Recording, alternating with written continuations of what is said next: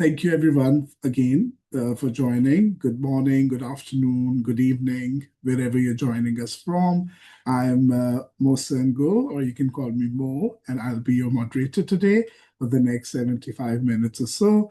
A very warm welcome on behalf of today's co-host, that is the Climate and Development Ministerial, as well as the Center for Access to Climate Finance that is hosted by NDC Partnership. Now, I was reading this morning that Canberra and Ankara are 14,000 kilometers apart, and both yet in 2026 are trying to work at the heart of climate diplomacy, stating the road to COP31 in Antalya, with negotiations being led by Australia on behalf of the Pacific. Just last week, we saw the spring meetings in Washington close with a sharp focus on jobs, debt, and private capital mobilization, and with climate resilience being tested in difficult geopolitical waters. And we know London Climate Action Week is round the corner, and so is the Bonn Intersessional, which will reopen the debate around global goal on adaptation, and particularly its BLM indicators and the operational pathway to tripling adaptation finance by 2035. The buzz is unmistakable. How do we turn the tripling pledge into real flows for LDCs and SIDS? How do we make the global goal on adaptation meaningful at country level? And what role can private finance credibly play here in this regard? But let's be honest and ask ourselves, how many more webinars and conversations we need on adaptation finance to really move the needle forward? The urgency is real, the evidence is there, but the patience of frontline countries is running out. This is exactly where we want to set today's conversation from the get-go. We want to bring forward fresh bodies of evidence into one room, and we're very excited to talk about the CNDM's case studies collection on innovative approaches to accessing and scaling adaptation finance. We'll also hear about the NDC Partnership's policy brief on country-led programmatic approaches, and we're super excited to launch a new country platform action toolkit, which is being written as a practical learning journey guide for countries trying to design, strengthen, or refresh country platforms focused on climate and development. So my colleague Anna and then Dr. Eszter would share insights around these in a bit. But just before that, to keep housekeeping points, I can see the chat is now working, so feel free to introduce yourself there and share reflections throughout the session. And then there is a Q&A button where you can leave questions for the panel that we will take up in the open discussion component. So without further ado, I'm going to invite Dr. Sam Mugume for opening remarks. He's an Assistant Commissioner at the Ministry of Finance, Planning and Economic Development at the Government of Uganda. He's Special Advisor of the Minister and Co-Chair of the Coalition of Finance Ministers for Climate Action, and is also the Co-Chair of the newly formed Country Platform Hub. So he's a busy man, and thank you so much for joining us. Sam, over to you for your opening remarks. Thank you so much, Mo, as you are allowed us to call you Dr. Mohsen. I would like. It's really busy, like you said, but this is a big opportunity for me to speak to people here. And I would like to thank the CDM and yourself for organizing this webinar. Very, very important webinar, and the partners. I want to based on your remarks that you made. Yes, we've well understood now that investment in adaptation is very, very critical, and resilience, economies. And the question that we are posed with now, which is very critical and which this webinar is going to answer, is how do we find the finances to make sure that we invest in the right investments that will increase adaptation and resilience. And this is very clear in many reports. If you see the reports that we have, the reports, the Baku Barim Roadmap, the Circle of Finance Ministers report, the report from the independent high-level expert group, but also the Coalition of Finance Ministers on Climate Action, which we chair action plan for the next 3 years. including the country hub action plan that we're sharing. This is very critical. So how do we get the funds? But more importantly, raise the funds both domestic and external and have investments that are country-led. What do we do? This is a critical question to answer. And when we talk about country-led investments, I always pose the question, who leads the other investments? That should be at our back of mind so that we can be able to do the right thing. I want to thank you for coming up with these 3 innovative ways, 3 documents that will help the peer-to-peer exchange and learning. But again, importantly for you to come up with a toolkit that will assist in the development of country platforms, which we think, if adequately and properly organized, are going to help countries to have country-led investments that will will make investments into what we want. Practical, into adaptation, into resilience, and bring out country-led solutions that is critical for the moment. But what we need to understand is that, and put forward also, that globally we should be able to move together and be able to encourage those that cannot at some point. And that's why this webinar and other webinars that we have and meetings become very, very critical. Looking forward for this discussion, which I will stay into and look forward to. On the country platform hub, we're looking at supporting some countries for country platforms. This is going to come in very shortly. And we look at delivering some platforms come this COP31. And we're happy. I want to thank everybody who has logged in. I want to thank the panelists who have come and the organizers. It's a pleasure to be in here. And I want to stop here and looking forward for very good discussions. Thank you so much, Mohsen. Thank you so much, Sam. Always a pleasure to hear from you and to take forward your optimism into the session today. Thank you. We'll now move on to the next section of the session, which is going to be around hearing from both Dr. Anaa and Dr. Eszter on the evidence bank that we wanted to share. So without further ado, I'll pass on to Anaa. Thank you very much, Mo. Hello, everyone. As Mo mentioned, I'm really pleased to be here and introduce 2 of the very recent CNDM publications that are very relevant to the topic at hand today, scaling adaptation finance through country-led and innovative approaches, particularly for SIDS and LDCs. So the first publication that I want to just briefly introduce is the recent case studies compendium, where we looked into 4 in-depth cases from SIDS and LDCs that showcases CNDM goals 2 and 3, which is easy in access and scaling up finance from all sources. So the case studies in this compendium is meant to offer practical examples of how countries are currently piloting and implementing adaptation initiatives, and it draws lessons as well as best practices from these examples, offering a peer learning practitioners as well as fund providers. As such, we looked into 4 case studies in this compendium based on desktop research as well as interviews with key stakeholders that were involved in these projects. In short, the 4 case studies that we looked into are the Barbados Debt for Climate Conversion. We also unpacked experiences from selected SIDS and LDCs that have already accessed funds through the Adaptation Fund's LLA window, and we tried to unpack some of the challenges that they've been facing and unpacking how those could potentially be addressed as well, and the Tanzania Water Infrastructure Green Bond. And lastly, the African Agriculture and Climate Risk Enterprise. So in selecting these case studies, we also tried to reflect diverse instruments, actors, and delivery approaches, demonstrating how different models can overcome systematic bottlenecks and unlock finance for adaptation in SIDS and LDCs. We also aim to distill lessons and best practices that could be useful both for fund providers as well as the governments.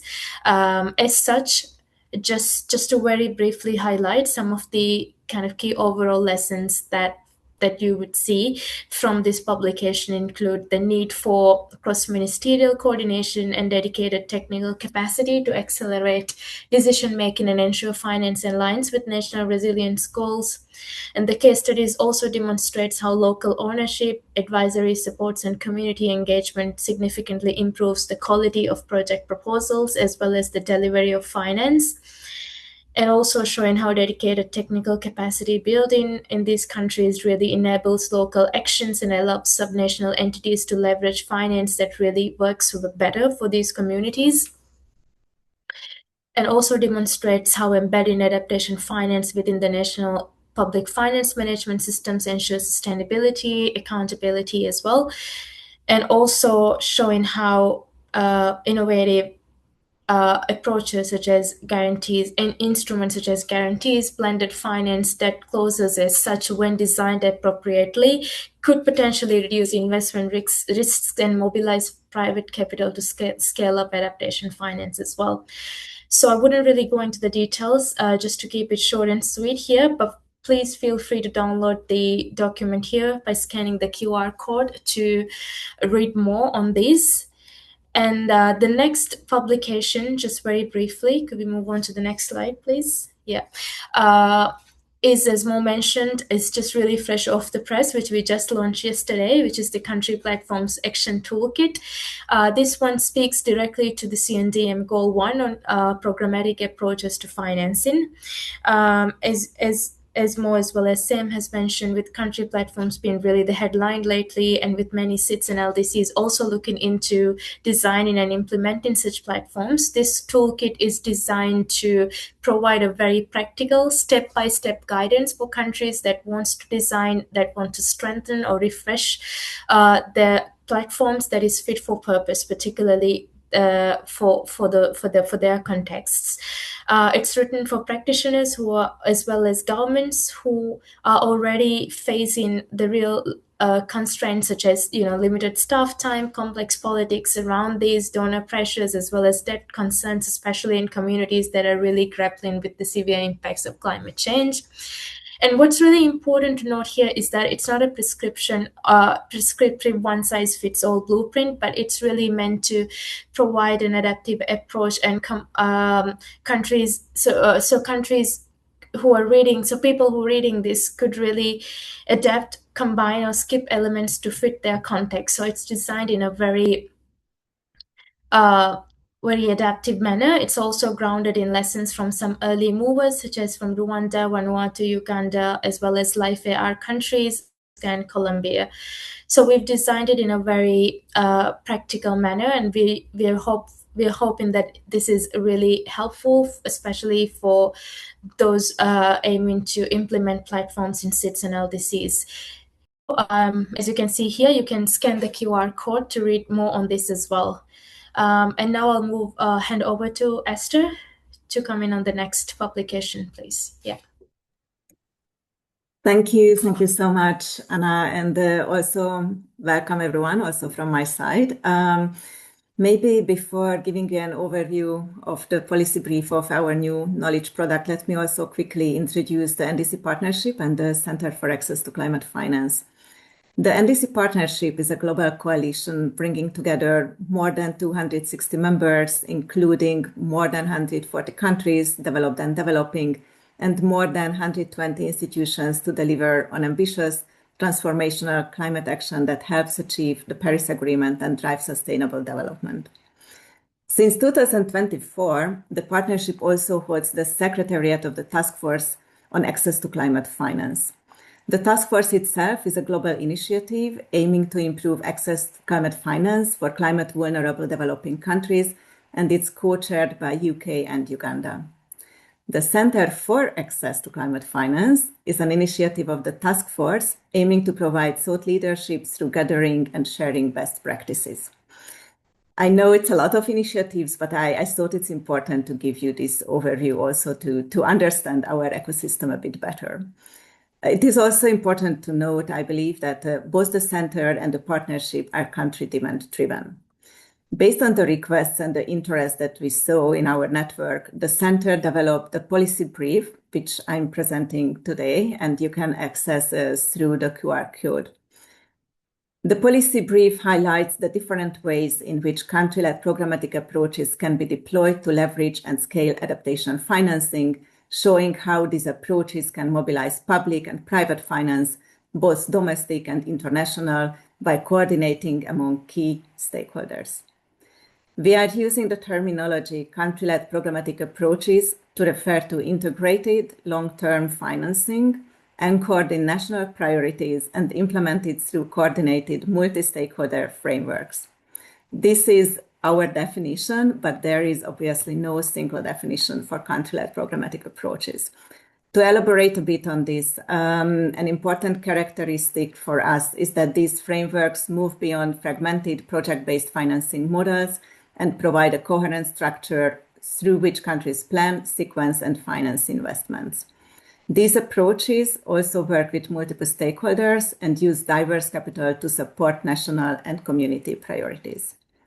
As it was already even mentioned today, country platforms, country-led programmatic approaches are really gaining a momentum at the moment, and it was already very much part of the agenda of G20, of the COP30 Circle of Finance Ministers, and then also we saw the launch of the Country Platform Hub, also mentioned by Dr. Sam today. Despite of this growing recognition, though, what we found during our assessment is that country-led programmatic approaches have yet to reach their full potential, particularly when it comes mobilizing private capital. The key barriers what we see are structural challenges, including fragmented adaptation mandates across ministries, weak legal and regulatory frameworks supporting integrated efforts, limited coordination across levels of government, and shifting political priorities. Barriers are also related to capacity constraints, shortages of skilled personnel, and high staff turnover, contributing to gaps in the capabilities and resources needed to design and sustain multi-stakeholder investment frameworks and prepare investment-ready projects. We looked at various country cases, which you will find in the policy brief, and we concluded that effectiveness and sustainability of programmatic approaches depend on being agile and adapting the design and implementation to the country context and on using diversified financing sources. We identified as key enablers to have strong government ownership and mandate with clear roles and responsibilities, enhanced and streamlined stakeholder coordination mechanisms to ensure policy coherence across national institutions and financiers, early and systematic engagement of finance partners, including the private sector, as it helps develop a common vision and secure financing aligned with national priorities. Strengthened institutional capacity is a key to develop and manage project pipelines. While it is an area to get often external support at the beginning, we found it essential to build internal capacity and systems to ensure sustainability.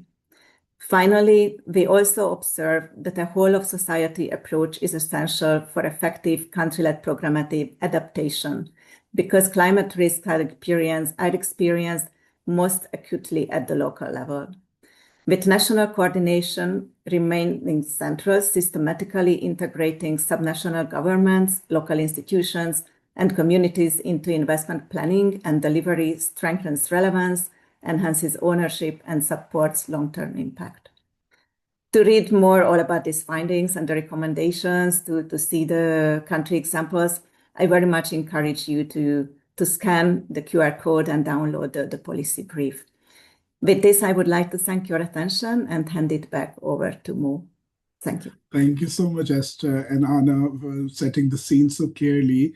Our colleague Usman has been sharing the links to these publications in the chat as well, if you don't want to take out your camera and scan the QR. So there are direct links in the chat as well. We can now move to the heart of today's exchange. So over the next 30-35 minutes, we will have a panel discussion. We'll try to keep it less wordy, more practical, focused on lived experience and examples from LDCs, SIDS, and really the way we'll run this is by listening to lived experience of SIDS and LDCs on how programmatic approaches are being embedded. Then we'll also see how private capital could be trusted and seen as a attractive investment potential. We'll also pressure test the evidence from major funds portfolio, and we'll also look at from the donor side how we can shift upstream work to make all of this happen.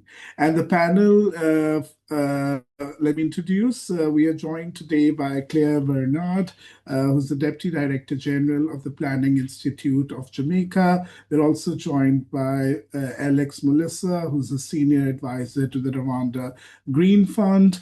We're also joined by Ariane, Pevide, Director Blended and Climate Finance, MUFG Bank. Michael Robert Ward is joining us, and kudos to his commitment, joining us from an airport, who's the Head of Evaluation and Learning at Climate Investment Funds. And we're also joined by Jesper Hilsted, who's the Chief Counsellor for Development Finance at Ministry of Foreign Affairs of Denmark. So thank you everyone for joining us. I'll request the host to take off the screen so that we can only see our panelists. Thank you. Right, so maybe let's start with you, Claire. Now, Jamaica has been building its blue-green facility as a new home for adaptation finance in a small island context. Could you walk us through what this facility is trying to do, what has been the hardest things to get it off the ground, and what do you think will make or break the success of such a facility at this scale? Thank you. Thank you.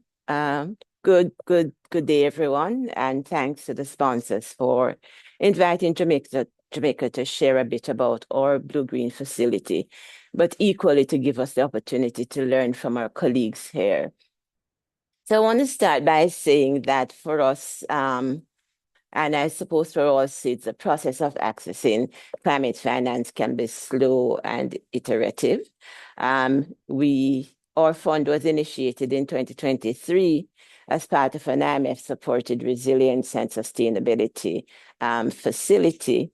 2 years plus, despite political commitment, expert support from a number of multilateral and bilateral partners, we are yet to be operationalized.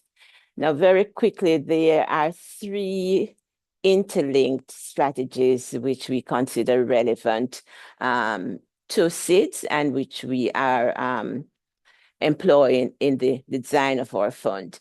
They include having an integrated blending finance architecture which embeds adaptation finance within a permanent revolving blended finance platform. We think that that can support the programmatic approach.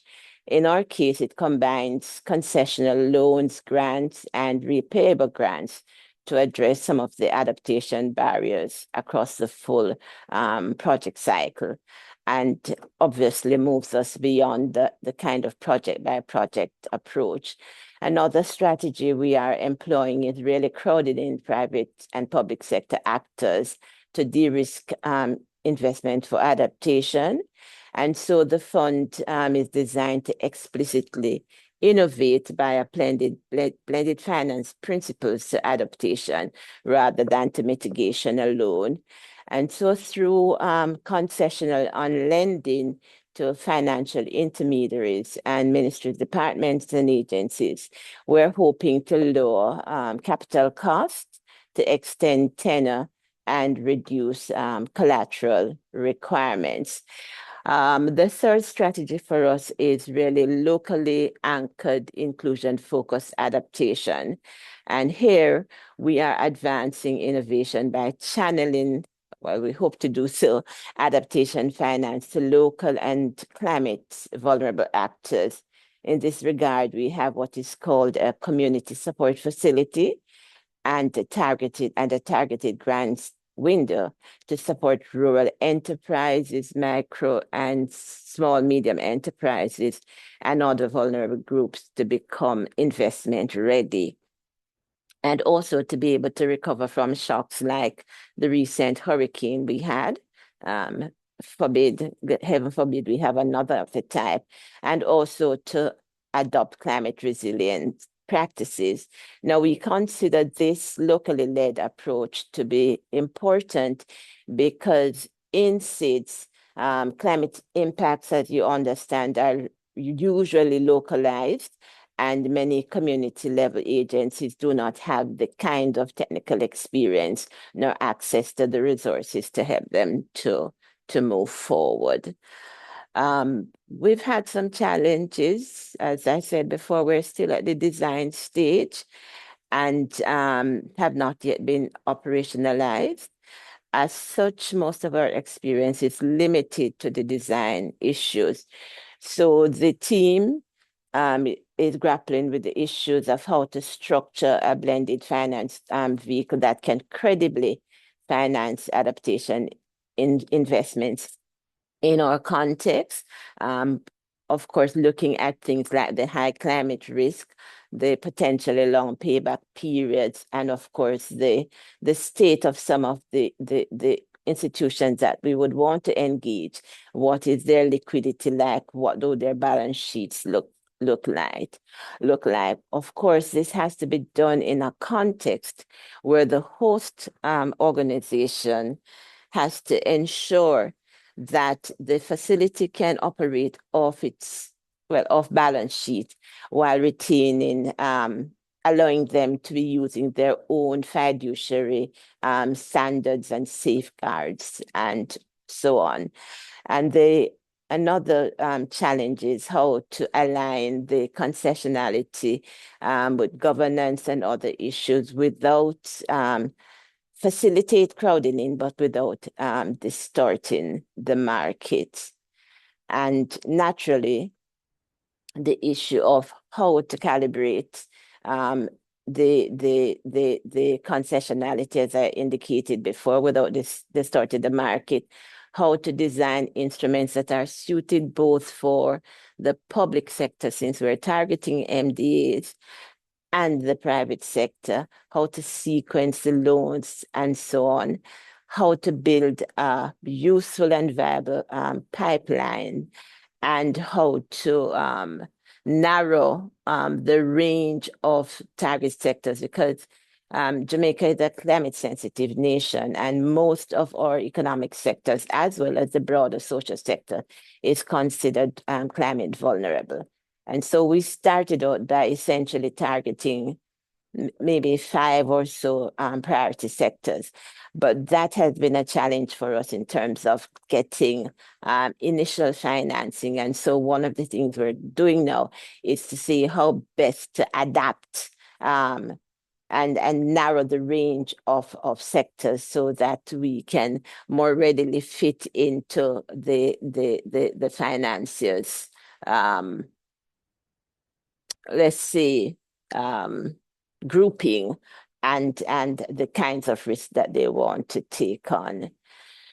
So looking forward, we're really looking to have an agreement with the GCF, to whom we've been looking for the initial capital financing, because without that, we can't unlock the rest of resources that we need to help to finance the facility.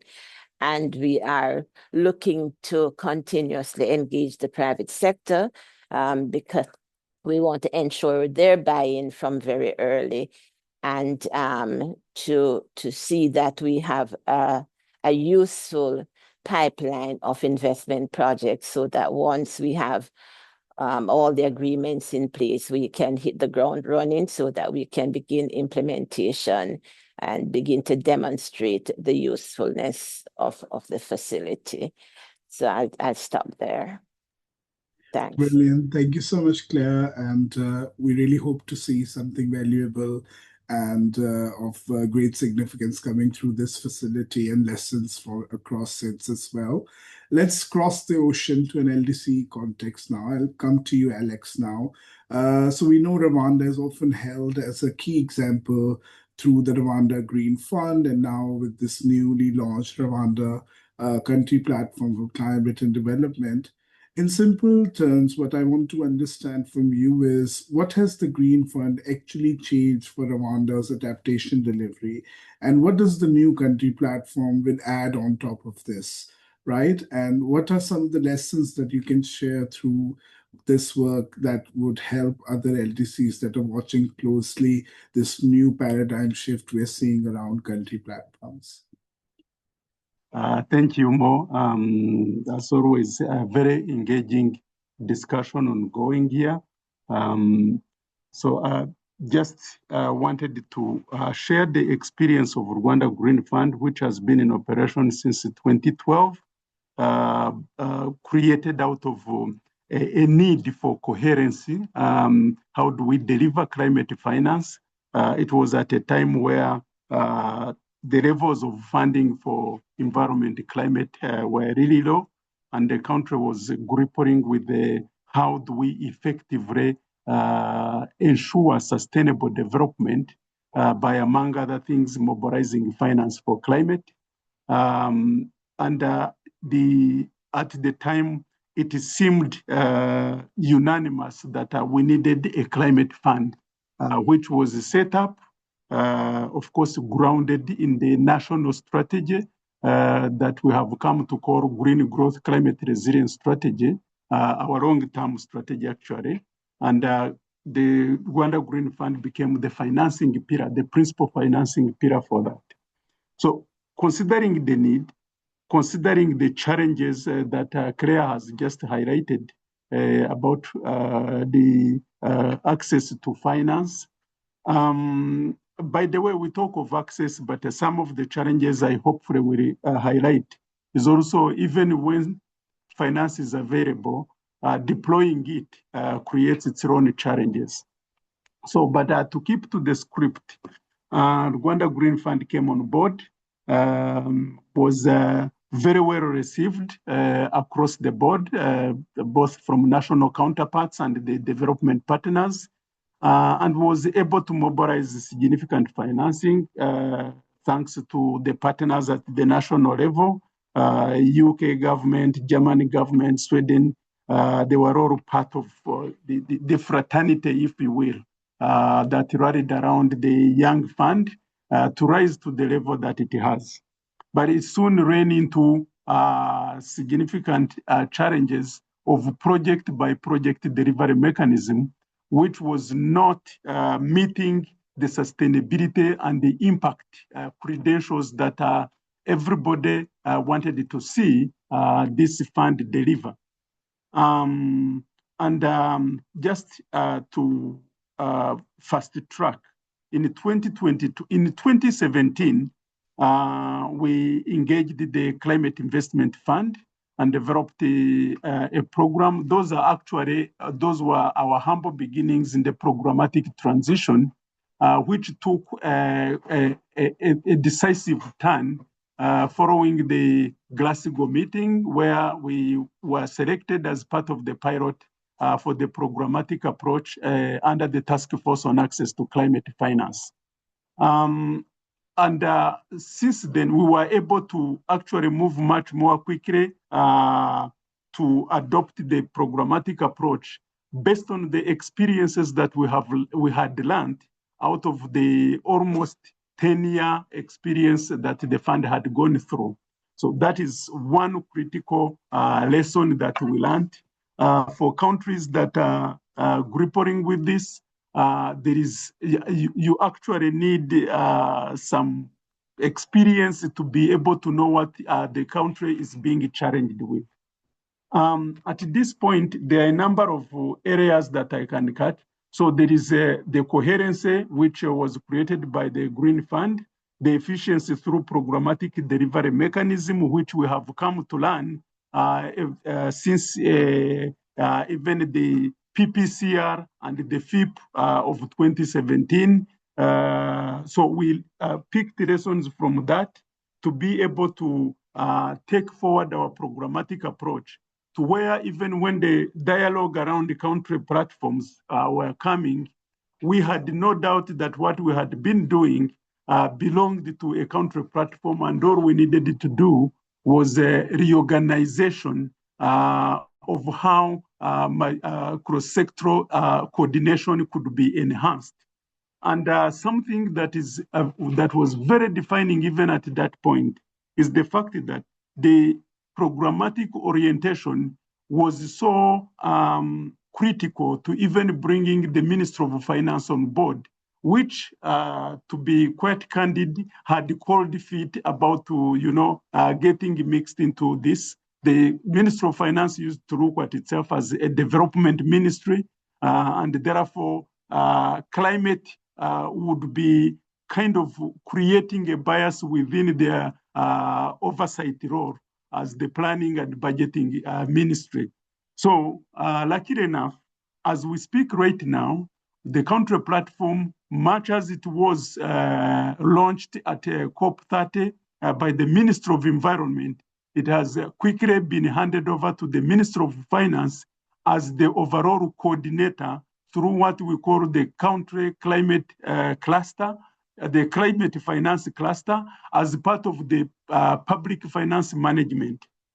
The other thing that has become very clear, of course, picking up from the international processes, the Minister of Finance has been able to access the Resilience Sustainability Trust Fund, the tune of 319 million, which was, of course, accompanied by the policy coordination instruments, part of which were bringing the Rwanda Green Taxonomy on board, ensuring that the national investment policy has been revised to increasingly take on one, private sector, then climate in a programmatic way.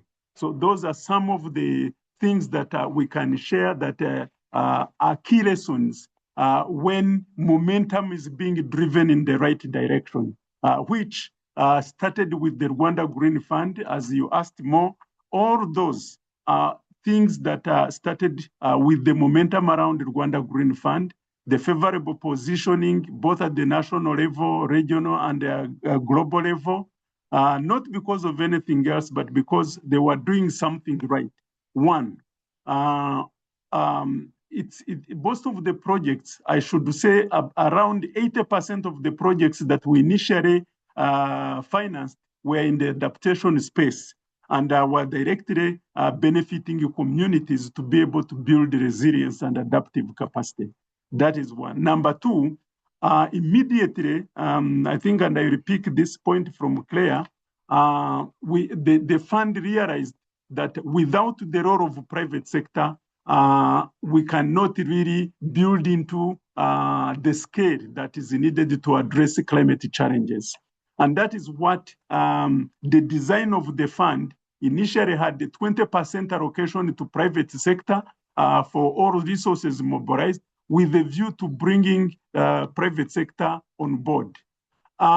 It did not go well because private sector, particularly in the adaptation space, was so slow, but they were creative enough to come up with a partnership with the Rwanda Development Bank, which, as we speak, we have a private sector facility called Ireme Invest.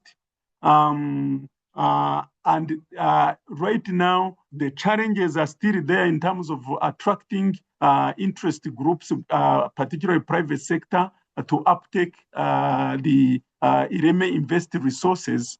But that is, right now, they're dealing with the issues of how do we de-risk, what kind of incentives, how do we ensure that this money that is within, which they have luckily been able to mobilize at scale, can be deployed. So deployment is still a factor. The other thing, point, Alex, may I request you to please sum up? Thank you. Yes. The other benefit is that with the onboarding of Rwanda Development Bank, right now it is accredited by the Climate Fund in the large category. It has already rolled out the sustainability-linked bond, which has been oversubscribed right now. So all those are some of the key lessons and benefits of having the likes of a national fund that has a broad buy-in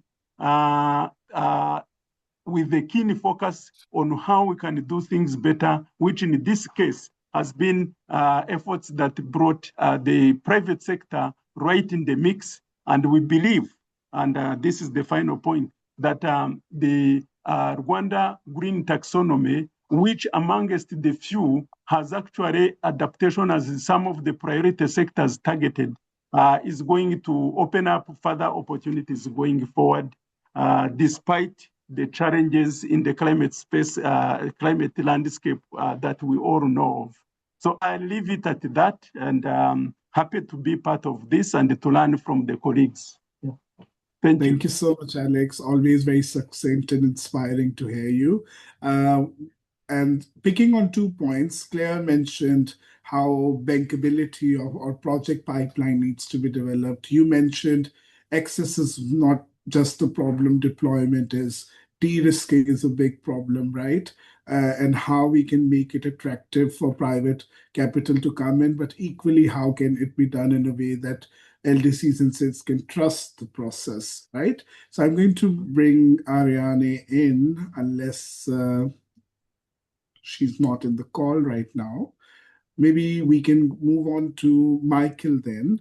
As Alex also mentioned, investment funds and accreditation and all of that. One of the key, thank you. I'll come to Ariane after Michael's question, if that's okay, and if she can be pinned back as well.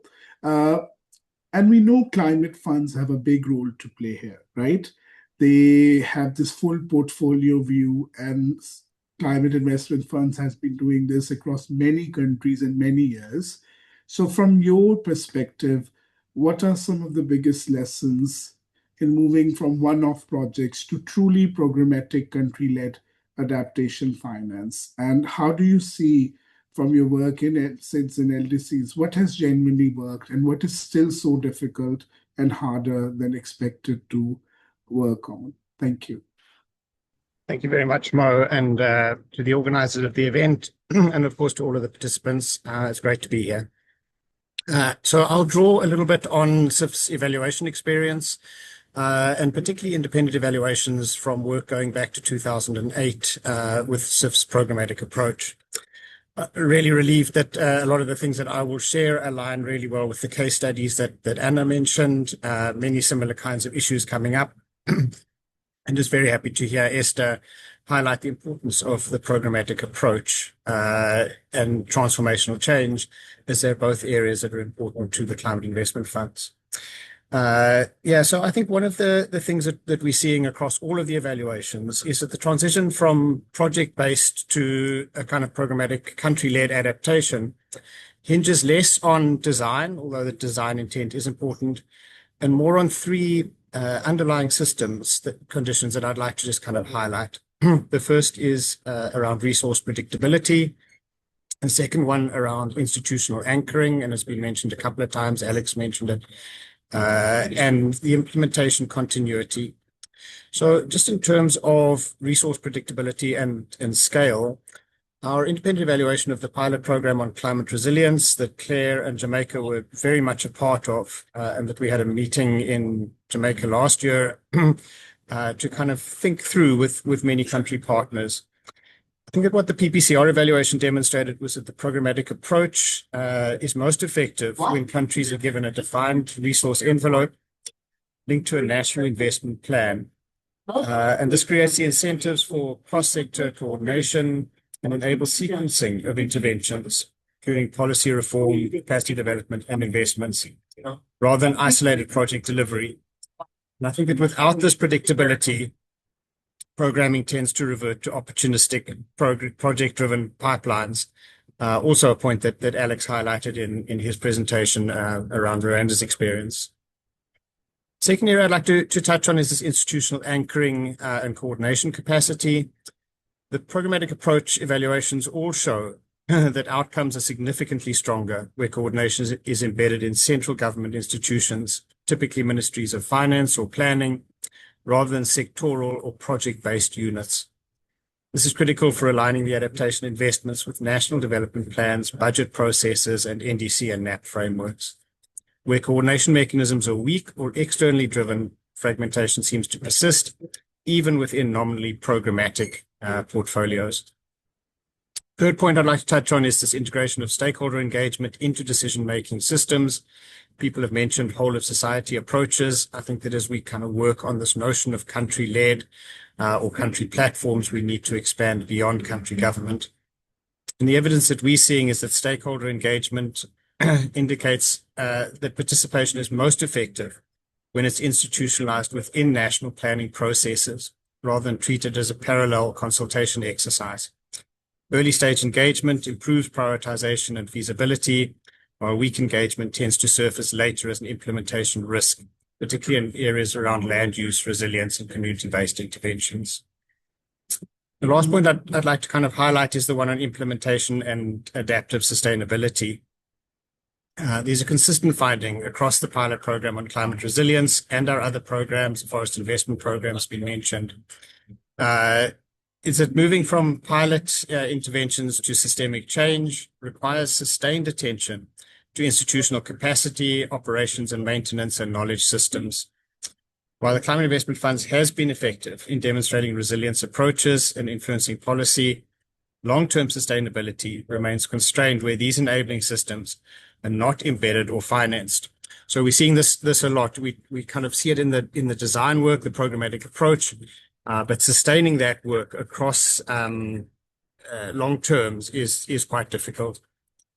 So, in Samoa, maybe just to give two quick examples, the programmatic support enabled the integration of resilience into national systems and the delivery of climate resilient infrastructure that has demonstrated durability under extreme weather events. However, many of our evaluations have also highlighted constraints in Samoa related to life cycle costs and maintenance capacity, pointing to the need for stronger integration of operational and maintenance financing and institutional programming and responsibility within the design. In Niger, sustained support to coordination mechanisms allowed a multi-sector investment framework to persist beyond the planned phase and illustrates the importance of institutional continuity. In contexts where coordination relied on temporary arrangements, the transition from planning to implementation proved much more fragmented. So maybe just in summary, a last kind of point, the programmatic country-led adaptation is most effective when it functions as a system-level intervention, not just a financing modality. And linking predictable resources, institutional coordination, stakeholder integration, and long-term implementation capacity is absolutely vital. Without these conditions, the approach risks reproducing project-level fragmentation under a programmatic label. So with that, thank you very much for the opportunity, and looking forward to the discussion. Thank you so much, Michael. And I think it's an understatement of how investment funds or multilateral funds are so integral to this conversation. But we also have to start to think of how private capital and finance come into this, especially with 1.3 trillion focus, and how we know public finance alone is not enough. But then how do we scale up? Right? And how do we make sure adaptation investments are bankable from LDCs and SIDS context? So I'm going to bring Ariane in now. And if you can reflect on this investment bankability component, how do we de-risk better? I know blended finance is mentioned or not. If you could provide an example of whether it works or not, and what would be really helpful for our audience to understand how private finance could be best mobilized in this space. Over to you, Ariane. Thank you. I think the first point I would make in listening to the previous interventions and now with the benefit of experience, one thing that I would say is that countries first need to accept the principle that private sector capital needs returns, and that of adaptation being financed by private capital. There is still quite a lot of, I would say, a misconception, and we face this. And now in our experience, we've MUFG with the GCF, with capital from the GCF, Canada, and in partnership with Climate Fund managers, launched a $600 million first close climate adaptation fund. November, and we're now in deployment phase. And I can say the deployment is proving to be, for the amount that the countries were putting forward of the needs they had, now that we're in deployment phase, we're facing that challenge. And I think the SIFs picked it up a lot of fragmentation. We get projects coming from sectoral ministries, and then when we get to the Ministry of Finance, those projects were not identified or prioritized. And a lot what we get is countries just closing the door on us, saying, for adaptation, I'm looking for grants or highly concessional capital. And therefore, it will never scale in that sense. So I think that there needs to be an agreement that, because private capital will always need returns. Like, I wish my bank could do it without needing returns, but it does. So I think that is an issue that we face. And I think I would put it here for this group to consider what are solutions. We're working, so the Gaia, the Climate Adaptation Fund, we're providing very long-term debt, up to 15 years loans to public sector entities for adaptation outcomes. We use blended finance to de-risk the country risk and then therefore unlock private sector capital, but we are not providing concessional or grants. We do come with technical assistance for supporting the projects to get to financial close, but we are not giving concessional money. And that's been proven quite hard to deploy in the sense of finding the right projects or the willingness of the countries to look at commercial sources for climate adaptation. So I think that I take on all the points that was raised. I think I would love to pick it up later with the case of Jamaica. Jamaica is one of the eligible countries for Gaia. And if there is anything that we can do to support Jamaica on this journey, we're, of course, providing loans. But just generally, my point is, I think one of the issues of scaling is now one of access between existing pools of capital and the countries. And I can see that is one that we can sort out quite immediately, where new financing instruments and tools might come in 1 to 2 years. That's usually the time that blended finance vehicles take, anything between 1 to 4 years. But I think right now, what can we do in the short term is to find a better way to channel available instruments into the countries. So I'll stop there. Thank you very much. Brilliant. Thank you so much. I'm very excited to see this project unfolding and how we can have lessons for other private sector providers in this space as well. I can see Jesper is here.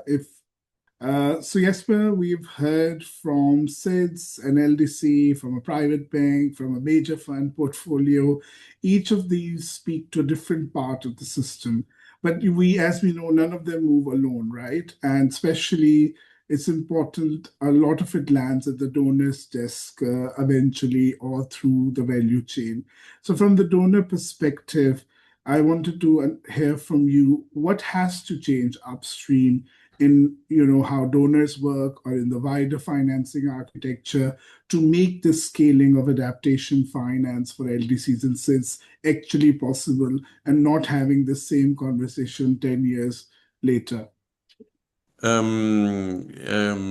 we're in a caretaker government position, so we don't have a government right now. So I'm speaking, from a historical perspective of what Denmark has prioritized, development policy, as well as technical knowledge on this. But historically, Denmark has prioritized climate finance very much. As you may know, we have for 40 years delivered 0.7% of GNI as ODA. And there is currently nothing in the making that will change that priority. And 30% of our ODA has been targeted towards climate finance, so quite a large share of it. And of those 30%, it's actually 60% adaptation and 40% mitigation. So there is and we have for quite some time prioritized the adaptation space for a while. Now, in our new development policy strategy, you will see that we actually also, beyond climate as a main priority, mention financing and mobilizing private capital through innovative financing instruments quite a lot. And this goes across the board, also now specifically for the adaptation space. And I think that fits quite well with where the general architecture is right now. Right, Mo, you asked me to what I think should happen out there. So a postcard from World Bank Spring meetings where I participated last week, and I spoke to most of the bank's management within climate finance. I think it's quite clear that the World Bank now is really starting to gear up in the adaptation space. That goes both on the sovereign side of activities, as well as for IFC on the private capital mobilization. Now, the angle here, given the geopolitical composition, is not talking so much about climate and talking more about resilience. Resilience within the different thematic areas where they work, be that water, infrastructure, health, and so on. So I find that super interesting and very well timed on that. If you dive into a little bit some of the roundtables around DC last week, there was a lot on adaptation space. One in particular was from the IIHLEG group with a new report launched, written by Systemic, on mobilizing private capital for climate finance and saying, well, where do we actually most need and what types of instruments do we most need? And their estimate is that in the mitigation space, quite a lot of that now, the green transition can happen on market terms on its own without the need for blended finance from us as donors, DFIs and MDBs. But of course, still some degree of support is needed in the least developed countries. So that's very interesting. I also was at roundtables with IFC, and it's clear that they are really now gearing up on their capacity and the investment frameworks within the adaptation space. They're looking to see, to define it as an asset class, to see what are the right instruments for them to work with and the right partners to work with as well. So I think besides that, and IFC is sort of the norm setter for the DFI community, right? You see a list of the DFIs, including the Danish DFI, Impact Fund Denmark, as well, defining now adaptation thematics as an asset class for them to start to a larger degree allocating investments towards this as a space in the future. So looking at the last OECD report on mobilized private capital, right, where only, I think of the 70 billion mobilized, only 1.1 billion was purely for the adaptation space. There is a lot to be gained within that, and I hope and I think because of these changes in that architecture, we will see a lot more mobilization within the adaptation space going forward. So, but what are some of the convening instruments and facilities we see at the moment in the architecture for climate finance that can help catalyze this mobilization of private capital into the adaptation space? So some of the very interesting things we're looking at is when we're talking about country platforms and the public-private partnership space, really, where I think a lot of the adaptation investments will be happening and a lot of the private capital mobilization will happen. I think Global Infrastructure Facility is a leader in structuring what you could call sectorial specific programmatic approaches to mobilizing private investments into PPPs. So the work that they are doing in convening the different MDB and DFIs investment facilities together with building capacity in the governments in defining sectorial investment programs, I think that's exactly what's needed in the adaptation space, combining that with what the vertical funds will allocate, as well as the coalition of finance ministers work that I know Sam also is very engaged in, and we collaborate with Uganda on a lot. So that's interesting. Now, mobilizing a lot of this is also through the bond issuances that states will need to do to conduct the societal investments in adaptation and resilience in making of infrastructure. If you want to issue bonds within this space, you need a taxonomy. That's how the bond market works. And therefore, we now have supported Climate Bonds Initiative to develop a taxonomy for adaptation and resilience that would be globally available for all developing countries to use. And they can also help build the capacity of countries who want to issue adaptation and resilience bonds to finance that pipeline of projects, right?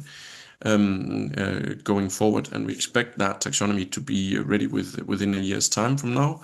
The first pillar within infrastructure is ready and available on their webpage for countries to utilize. So I'd recommend looking into that. Now, structuring and mobilizing private capital, as was already mentioned, is about the returns. It can also be about losses avoided on that. And I just, to my big surprise, last week discovered a unit within the World Bank. And I forgive myself, the World Bank is 16,000 people, but I discovered a unit called the Disaster Management and Resilience Solutions and Impact within the Infrastructure Vertical Practice Unit. And that's basically 50 people, a combination of civil engineers and people from the insurance sector who now have built a model to price adaptation risk. And I think that is a super key word, both in terms of if you want to insure against it, but also if you want to build a lot of business cases, you have to be able to put a price on a flood or a drought for a particular area, both societally, but also for individual companies. And they have a model to do that now that I would recommend everybody to look into. Now, mobilizing the purely private capital investments into the adaptation space, I think, of course, Gaia is super interesting. Climate fund managers and others we've seen at the large scale. And I think really that impact asset manager space is super interesting because basically asset managers is companies building companies, right? And so if we can incentivize them to build portfolios and pipelines of companies that deliver products that end users need to adapt to climate changes in the future, that can have a massive technological impact positively on people's lives. And therefore, in the Nordic... Yes, if I could request you to please sum up. Thank you. Yeah, sure.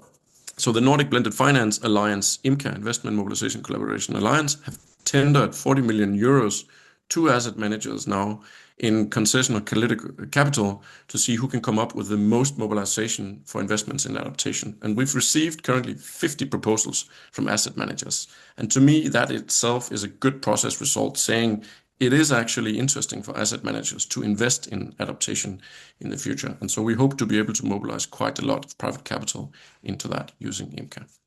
So I'll pause at that. Thank you.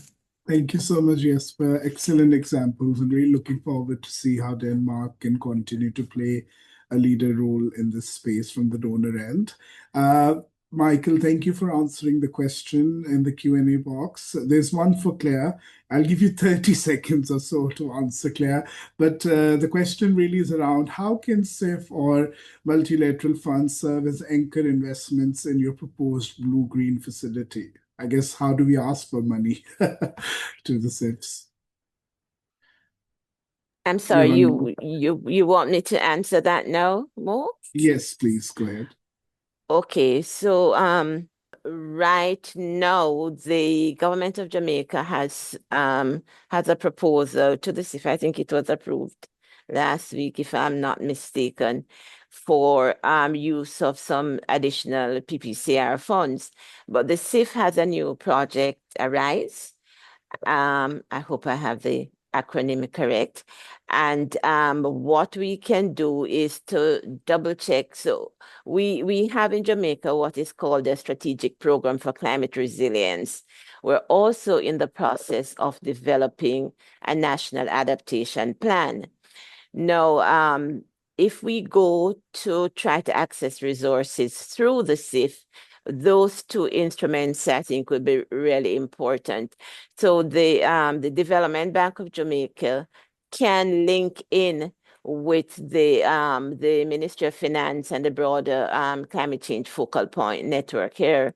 And we can see whether this is something that the government would want to support as, trying to get resources, perhaps to do the taxonomy, because I'm not aware that we have one.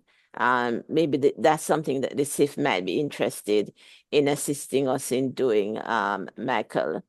Thank you, Claire. Thank you so much. And I really hope we can see more examples of this collaborative work moving forward. Without further ado, I'll pass on to Tiffany, who's a climate change advisor at the AOSIS Alliance of Small Island States, for her closing remarks and trying to bring all of this together. And then we'll let you all go free. So over to you, Tiffany. Thank you, Mo. I hope you all can hear me loud and clear. Thank you to the co-host and the Climate and Development Ministerial for convening this timely and practical discussion. Today's exchange has been extremely valuable, not only in showcasing what is working on the ground, but also in honestly reflecting the barriers that countries, particularly SIDS and LDCs, continue to face. What we've heard reinforces a clear message, and that is there's a strong momentum, innovation, and leadership at the country level.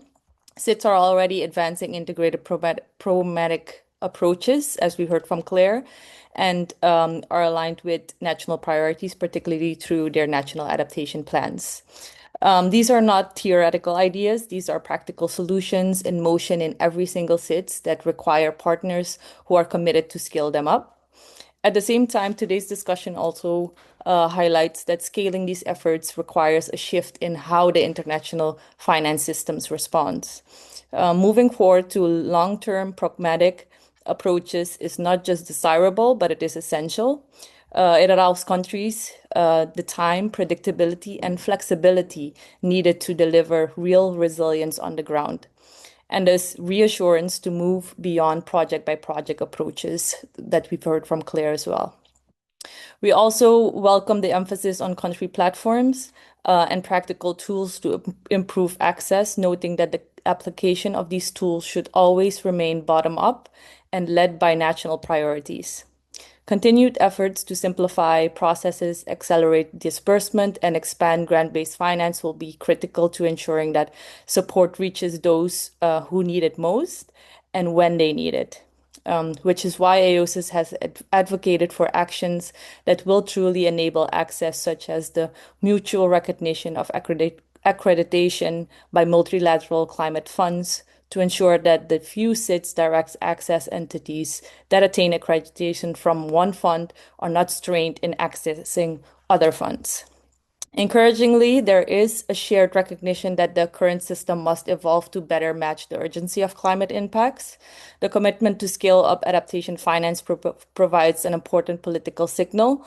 Now the focus must be on ensuring that delivery mechanisms are fit for purpose and to advocate that a significantly large proportion of adaptation finance flows through the operating entities of the UNFCCC mechanism and also the UNFCCC funds.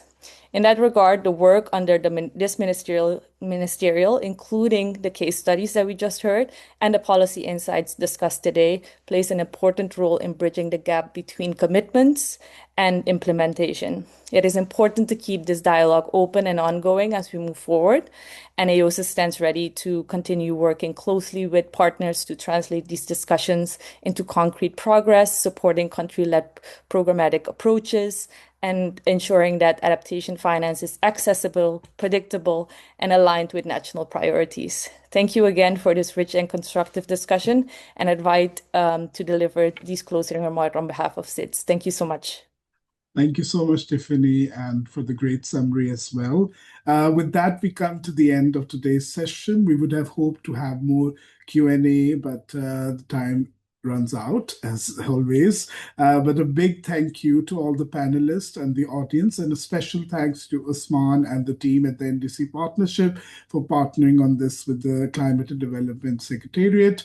Also to the colleagues at the Secretariat for their support for bringing this together, especially Mia and Anna and Sydney and others. And to all of you in the audience, thank you for the questions and reflections. The conversation will continue in Bonn during the Regional Climate Weeks, in the road to Antalya, and hopefully we will continue to come together and push for this important and critical conversation.